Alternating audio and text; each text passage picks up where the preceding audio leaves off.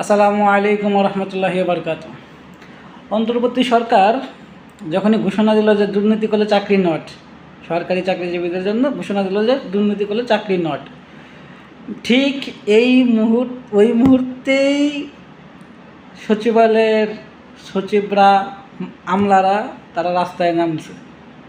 এই আইন পাশ করতে দেওয়া যাবে না। তারা রাস্তায় নেমে আসলে প্রমাণ করলো যে তারা আসলেই দুর্নীতিবাজ।